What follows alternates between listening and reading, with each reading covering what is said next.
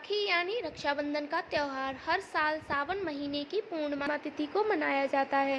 राखी का त्यौहार का संबंध आमतौर पर भाई बहनों के स्नेह और प्रेम से माना गया है, क्योंकि इस त्यौहार में बहनें अपने भाइयों की कलाई में रेशम की डोर, जिसे राखी कहते हैं, बांधती हैं और भाई की उम्र और समृद्धि की कामना करती हैं।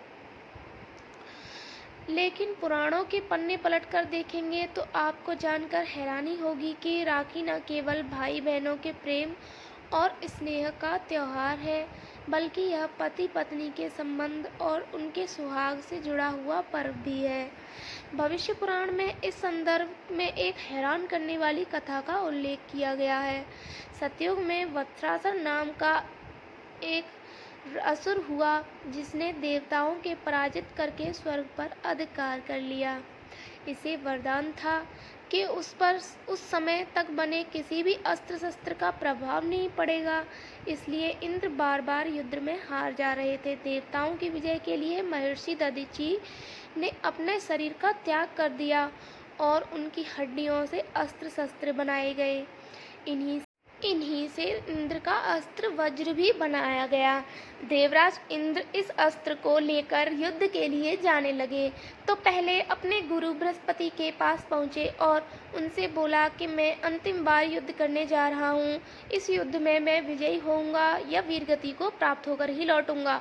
देवराज इंद्र की पत्नी शची अपने पति की बातों को सुनकर चिंतित हो गई और अपने तपोबल से अभिमंत्रित करके एक रक्षा सूत्र देवराज इंद्र की कलाई में बांध दी।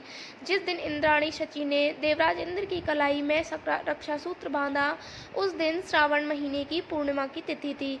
इस सूत्र को बांधकर देवराज इंद्र जब युद्ध के मैदान में उतरे तो उनका साहस और बल अद्भुत दिख रहा था। देवराज इंद्र ने वत्सासुर का वध कर दिया और फिर से स्वर्ग पर अधिकार कर लिया। यह कहानी इस बात की ओर संकेत करती है कि पति और सुहाग की रक्षा के लिए श्रावण पूर्णिमा यानी रक्षाबंधन के दिन पत्नी को भी पति की कलाई में रक्षा सूत्र बांधना चाहिए। भारतीय परंपरा के अनुसार पुरोहित भी रक्षा सूत्र बांधते हैं। आशीर्वाद और दीर्घायु के लिए आप पुरोहित से भी रक्षा सूत्र बंधवा सकते हैं। धन्यवाद। अगर आपको कहानी अच्छी लगी हो तो कमेंट बॉक्स में